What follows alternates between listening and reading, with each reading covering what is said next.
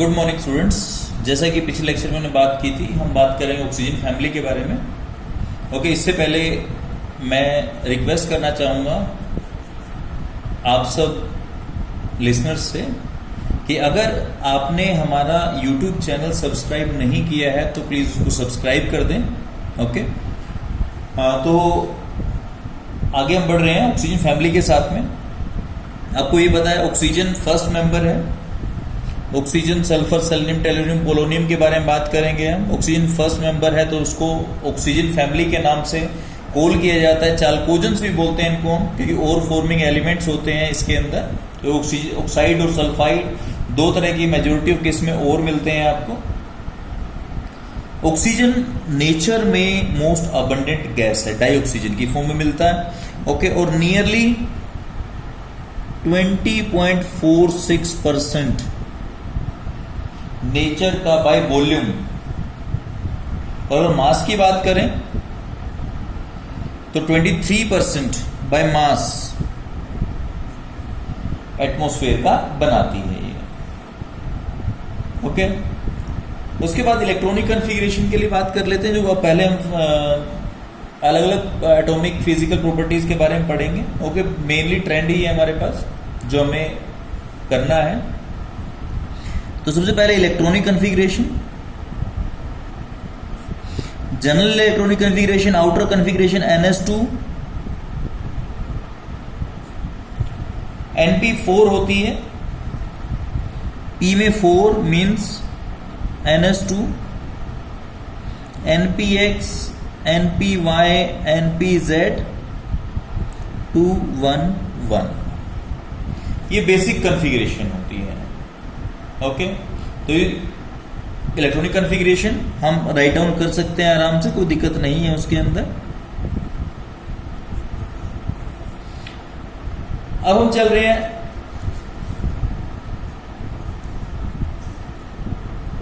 Atomic properties के ऊपर।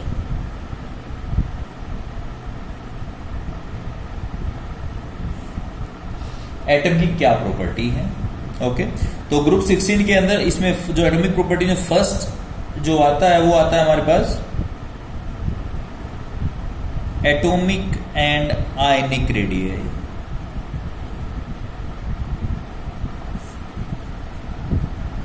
दो तरह से डिस्कस करेंगे हम इसको, जैसे हमने पहले नाइट्रोजन फैमिली में डिस्कस किया था। एक अलोंग द पीरियड, एक डाउन द ग्रुप। ओके, तो जो अगर ग्रुप 16 के एलिमेंट्स की बात करें हम, तो इनका atomic radii smaller than group 15। Okay, और greater than group 17, means increase decrease हो रहा है लेफ्ट टू राइट। और अगर डाउन द ग्रुप की बात करें तो oxygen is smaller as compare to sulphur, as compare to selenium, as compare to tellurium. Okay, अब अगर लेफ्ट टू राइट की बात करें, एक्सप्लेनेशन की बात करें इसके लिए, तो ग्रुप 16 साइज में छोटा क्यों होता है? क्योंकि जब लेफ्ट टू राइट जाते हैं तो उस केस में हमारा शेल का नंबर इंक्रीज नहीं होता। शेल नंबर में कोई चेंज नहीं आता, सेम शेल में इलेक्ट्रॉन का एडिशन होता है। Okay, but nuclear charge increase करता है। ओके, न्यूक्लियर इंक्रीज करेगा तो आउटर इलेक्ट्रॉन्स के लिए अट्रैक्शन बढ़ जाएगी, और अट्रैक्शन बढ़ने का मीनिंग क्या है? आपका साइज जो है वो डिक्रीज कर जाएगा लेफ्ट टू राइट में। ओके, अब हम बात कर लेते हैं down the group. Down the group में क्या होगा? देखो, सेम वही चीज है, न्यूक्लियर चार्ज तो इंक्रीज हो ही रहा है। डाउन द ग्रुप जाएंगे, यहां 8 है, यहां 16 है। ओके, उसके बाद जो आपके पास सेलेनियम है, सेलेनियम के लिए 34 है, टेलुरियम के लिए 52 है। ओके, तो यहां न्यूक्लियर चार्ज तो इंक्रीज हो ही रहा है, उसमें कोई दिक्कत है ही नहीं, लेकिन साथ में शेल का नंबर भी इंक्रीज हो रहा है। न्यूक्लियर चार्ज साइज को डिक्रीज कर रहा है, ये इंक्रीज कर रहा है, और नेट, क्योंकि नेट हमें जो है उसमें साइज में इंक्रीज मिलता है, तो नो डाउट शेल का इफेक्ट जो है वो ज्यादा होना चाहिए और आपका साइज जो है वो इंक्रीज होना चाहिए।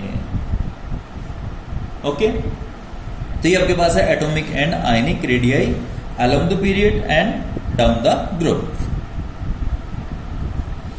सेकंड बात कर रहे हैं अब हम आयनाइजेशन एंथैल्पी,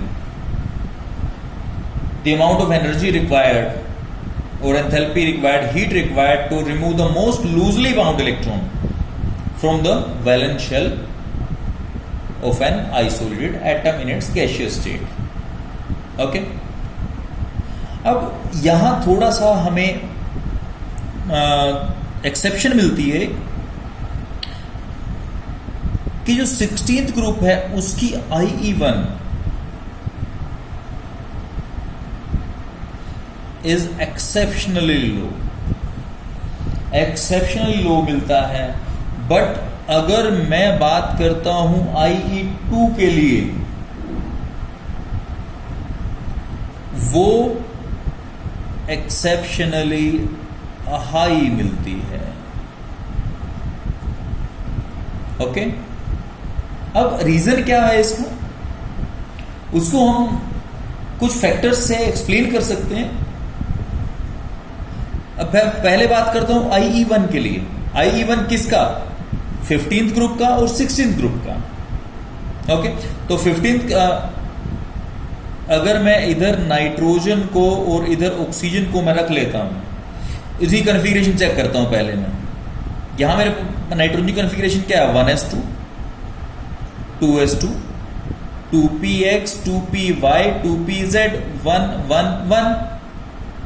ओके, इसी तरह अगर ऑक्सीजन की बात करूं मैं तो 1s2 2s2 2px 2py 2pz 2 1 1।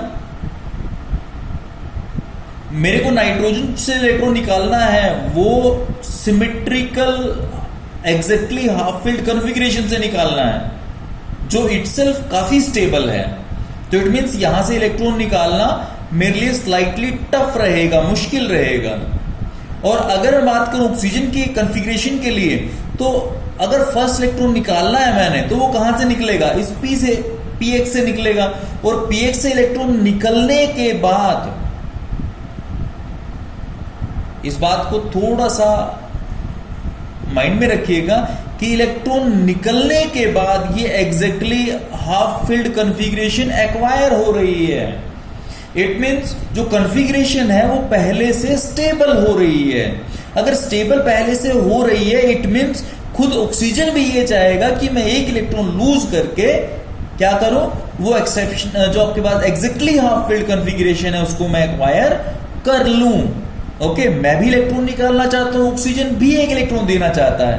It means क्या होगा? दोनों एक ही डायरेक्शन में फोर्स लगा रहे हैं। इट मींस यहां से इलेक्ट्रॉन इजीली निकल जाएगा। इट मींस जो IE1 है वो ऑक्सीजन फैमिली की एक्सेप्शनली लो मिलेगी as compare to nitrogen. Okay, अब मैंने क्या किया, मैंने फर्स्ट इलेक्ट्रॉन निकाल दिया। फर्स्ट इलेक्ट्रॉन निकालने के बाद नाइट्रोजन क्या बन जाएगा? N+, और ऑक्सीजन क्या बन जाएगा? O+। मींस एक इलेक्ट्रॉन निकल चुका है इनमें से। अब कॉन्फ़िगरेशन क्या होगी? 1s2 2s2 2px 2py 2pz 1 1 0। और यहां कॉन्फ़िगरेशन क्या होगी? 1s2 2s2 2px 2py 2pz 1 1 1। अब अगर IE2 की बात करता हूं तो अब मेरे को नाइट्रोजन के केस, नाइट्रोजन फैमिली केस में इलेक्ट्रॉन यहां से निकालना है। अब यहां exactly field configuration, half field configuration नहीं है, इसका मतलब इलेक्ट्रॉन आसानी से निकल जाएगा। ओके और अगर ऑक्सीजन की बात करूं मैं, अब ऑक्सीजन क्या कर चुका है, oxygen exactly half field configuration acquire कर चुका है, और अगर exactly half field configuration acquire कर चुका है तो यहां से इलेक्ट्रॉन निकालना मेरे लिए काफी टफ हो जाएगा। मीन्स मैं ये कह सकता हूं कि IE1 जो है, IE1 तो क्या होगा, नाइट्रोजन केस में हायर है एज कंपेयर टू ऑक्सीजन, और IE2 अगर सेकेंड आयनाइजेशन एंथैल्पी की बात करूं मैं तो ऑक्सीजन में वो एक्सेप्शनली हाई मिलती है as compare to nitrogen. Okay, अब अगर डाउन द ग्रुप की बात करें हम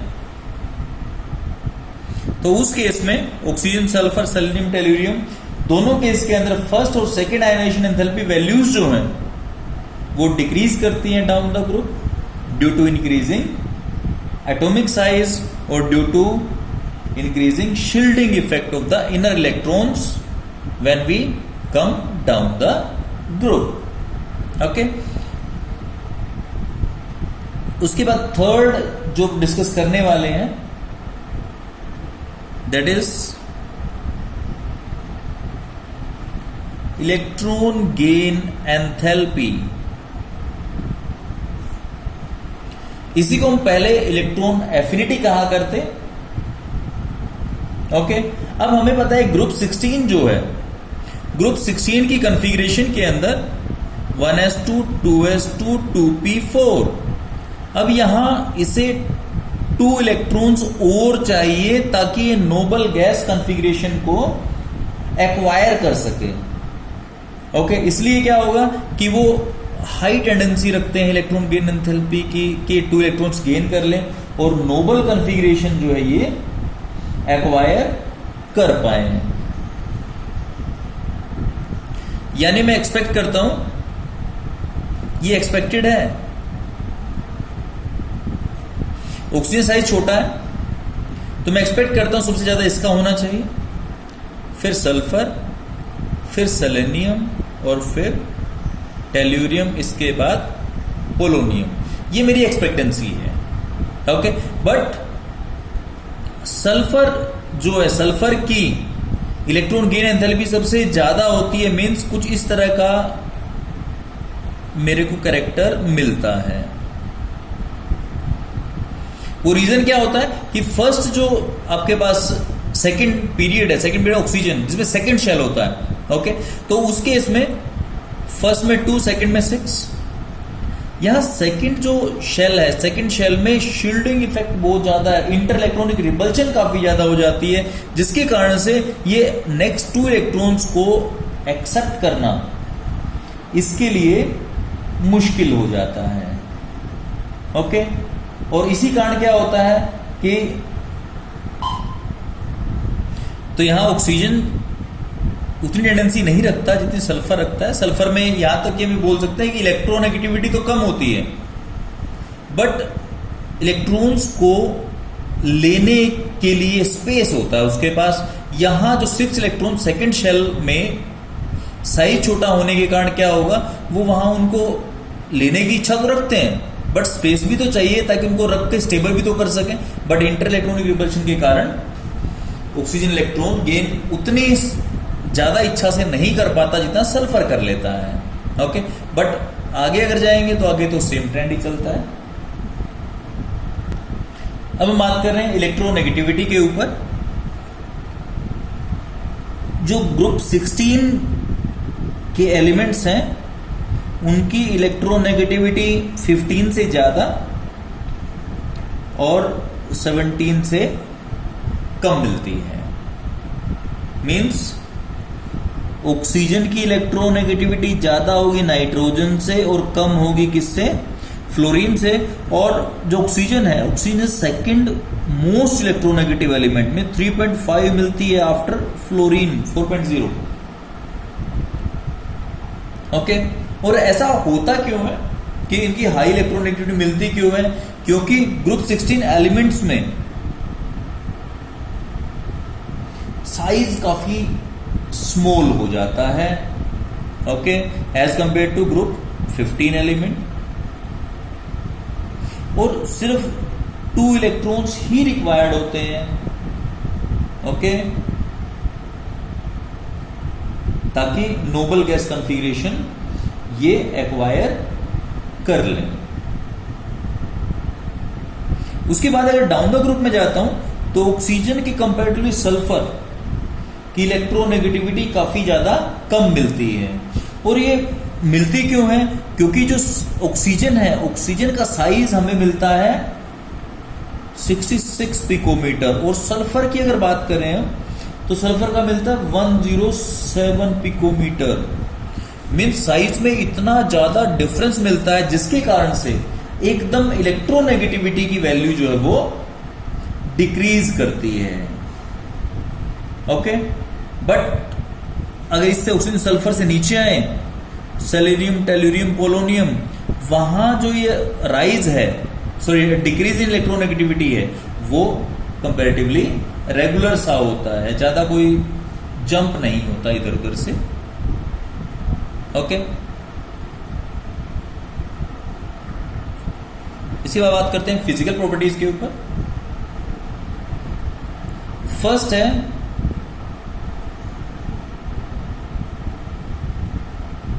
मेटालिक या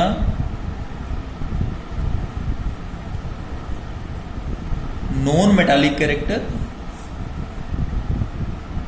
क्योंकि आयनाइजेशन एंथैल्पी वैल्यू जो है वो काफी हाई होती है, तो ग्रुप 16 एलिमेंट्स जो हैं दे आर लेस मेटालिक, या मैं कह सकता हूं मोर नॉन मेटालिक बोल सकता हूं। और डाउन द ग्रुप में जब जाता हूं तो डाउन द ग्रुप अगर जाता हूं मैं तो आयनाइजेशन एंथैल्पी डिक्रीज करती है, इसका मतलब मेटालिक कैरेक्टर इंक्रीज करेगा। ओके, तो ऑक्सीजन जो है वो मोस्ट नॉन मेटालिक, उससे कम non metallic, these are metalloids, two are metalloids and polonium is a metal. Okay, second जो फिजिकल प्रॉपर्टी मेरे पास है वो है melting point and boiling point. तो जो मेल्टिंग पॉइंट है और boiling point, they increase regularly, increase मिलता है उनके अंदर रेगुलरली जब हम डाउन द ग्रुप जाते हैं up to tellurium. Okay,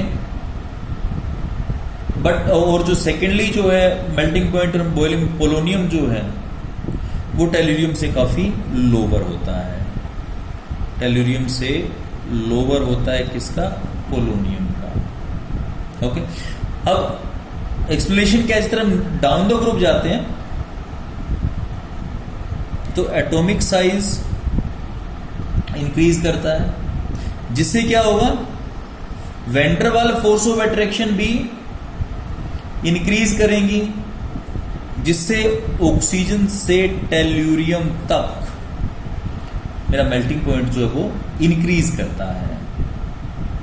okay, but उसके साथ में जब मैं टेल्यूरियम से पोलोनियम पे मूव करता हूं, टेल्यूरियम से पोलोनियम पे मूव करता हूं, तो वहां बीच में बहुत सारे d orbital, 3d, 4d, 5d, 4f, okay, ये सारे काम करते हैं, जिससे इनर्ट पेयर इफेक्ट काम करता है। ओके, और इसके कारण क्या होता है?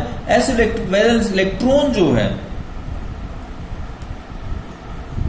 जो एस वैलेंस इलेक्ट्रॉन है, वो पोलोनियम के, टेल्यूरियम के कंपैरेटिवली ज्यादा इनर्ट हो जाते हैं। पोलोनियम के एस इलेक्ट्रॉन टेल्यूरियम के कंपैरेटिवली ज्यादा इनर्ट हो जाते हैं, और जिससे क्या होगा? टेल्यूरियम पोलोनियम की बात कर रहा हूं मैं, वैन डर वाल फोर्सेस जो है वो वीक हो जाएंगे, किसमें? पोलोनियम के अंदर, और इसी के कारण क्या होगा? टेल्यूरियम से पोलोनियम जाऊंगा तो मेरा मेल्टिंग पॉइंट जो डाउन द ग्रुप इंक्रीज कर रहा था वो टेल्यूरियम तक तो इंक्रीज कर गया, टेल्यूरियम पोलोनियम तक वो डिक्रीज कर जाता है।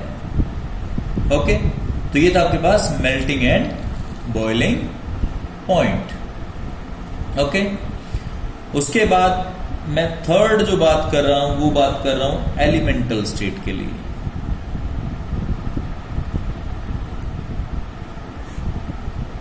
ऑक्सीजन तो पता है आपको H2 O2 की फॉर्म में एग्जिस्ट करती है, सल्फर S8 की फॉर्म में एग्जिस्ट करता है, सेलेनियम भी सीधा Se8 और जो आपके पास टेल्यूरियम है वो भी Te8 की फॉर्म में पकड़ रिंग स्ट्रक्चर में एग्जिस्ट करता है। जैसे सल्फर एग्जिस्ट करता है, ऊपर पहले आप जो है 1 2 3 4 5 सल्फर रखेंगे इस तरह से आप। ओके, उसके बाद क्या होगा, इस बीच वाले सल्फर के नीचे एक सल्फर, दो सल्फर और इसके नीचे तीसरा सल्फर, मीन्स ऐसे ऐसे ऐसे और ऐसे। दिस इज कॉल्ड पकड़ रिंग स्ट्रक्चर। ओके, और बेसिकली पकड़ 8 मेंबर्ड रिंग स्ट्रक्चर बोलता हूं उसको मैं सल्फर के लिए। सेलेनियम भी सीधा सेलेनियम आ जाएगा इसकी जगह। ओके, और टेल्यूरियम आ सकता है। अब हम बात कर रहे हैं मल्टीपल बॉन्ड्स के लिए कि पाई बॉन्डिंग जो होती है वो कैसे या किस तरह से ऑक्सीजन फैमिली में होती है। ऑक्सीजन का पता ही है आपको, O double bond O, O2 की फॉर्म में एग्जिस्ट करता है। ओके, और जो बॉन्डिंग होती है वो होती है P पाई बॉन्डिंग। ओके, अगर सल्फर की बात करूं, सल्फर वैसे तो चांसेस कम होते हैं इसके अंदर, बट वो जो बनाता है वो बनाता है P पाई बॉन्डिंग। इसमें D ऑर्बिटल इन्वॉल्व हो जाता है। ओके, सल्फर का D ऑर्बिटल, P ऑर्बिटल भी इन्वॉल्व हो सकता है, कोई दिक्कत नहीं है, बट चांसेस D के ज्यादा हैं। ओके, और जो जिस तरह से डाउन द ग्रुप आएंगे सेलेनियम टेल्यूरियम तक,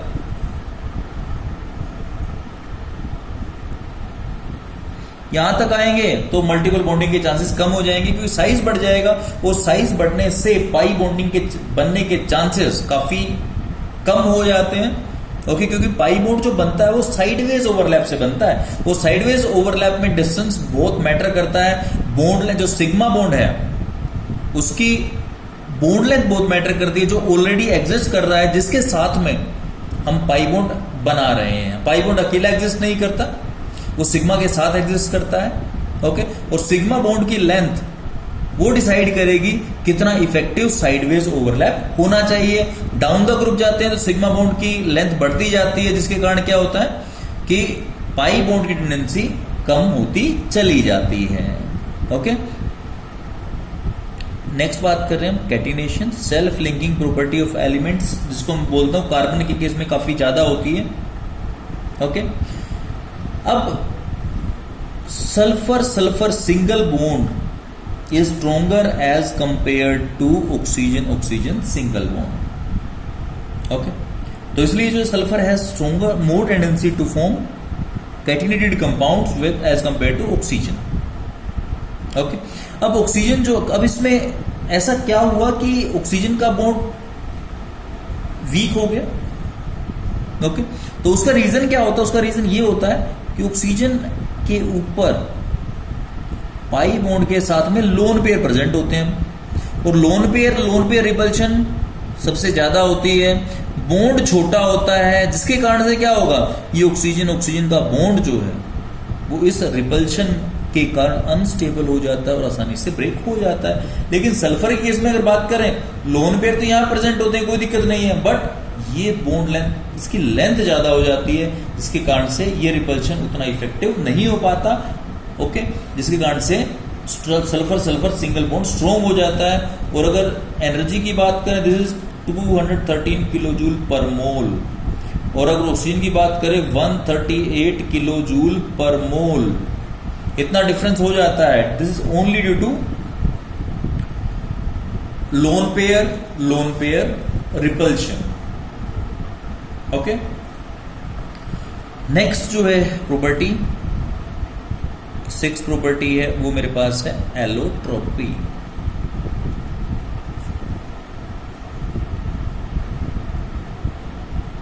अब एलोट्रोपी, इस एलिमेंट के लगभग सभी जो एलिमेंट्स हैं वो एलोट्रोपी शो करते हैं। ऑक्सीजन 2 नॉन मेटालिक फॉर्म्स में एग्जिस्ट करती है, एक O2 में और एक O3 ओजोन में एग्जिस्ट करती है। ओके, सल्फर की बहुत सारी एलोट्रोपिक फॉर्म्स हैं जो हम आगे पढ़ेंगे। और अगर सेलेनियम की बात करूं, selenium shows 8 allotropic forms, 8 allotropic forms of sulphur, जिनमें से 3 काफी इंपॉर्टेंट है। वो है red monoclinic,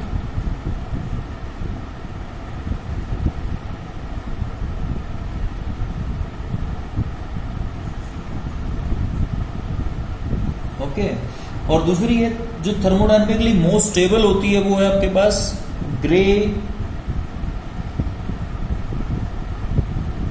hexagonal form. Okay, और सबसे कॉमन फॉर्म जो होती है वो होती है एमोर्फस ब्लैक।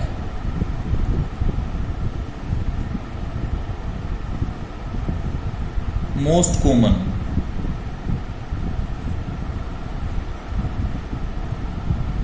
ये टेलुरियम जो है उसकी वन क्रिस्टलाइन फॉर्म वो सिल्वरी वाइट, वो सेमी मेटालिक होती है। ओके, तो ये आपके पास है फिजिकल प्रॉपर्टी। इसके साथ में मैं बात करना चाहूंगा फोटो सेंसिटिव एलिमेंट्स के ऊपर।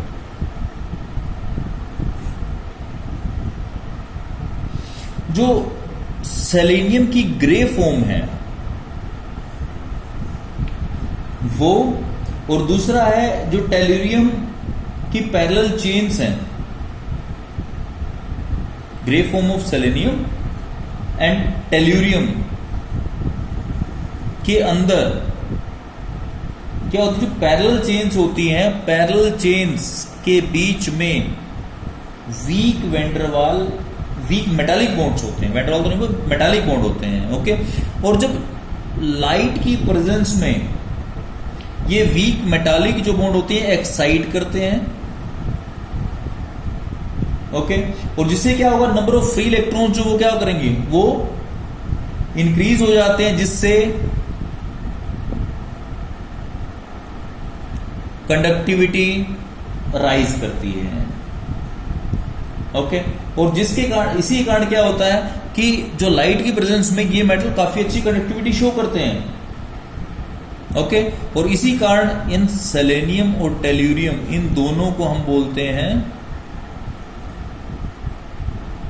Photo sensitive elements. ओके, और जिस तरह लाइट की इंटेंसिटी बढ़ती है उस तरह से ये कंडक्शन भी इनकी बढ़ती चली जाती है। ओके, तो ये आपके पास सब है फिजिकल प्रॉपर्टीज। उसके बाद जो नेक्स्ट टाइम होगा, नेक्स्ट टाइम में हम करेंगे chemical properties of oxygen family.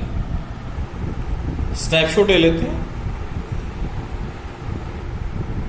Okay, thank you and have a nice day.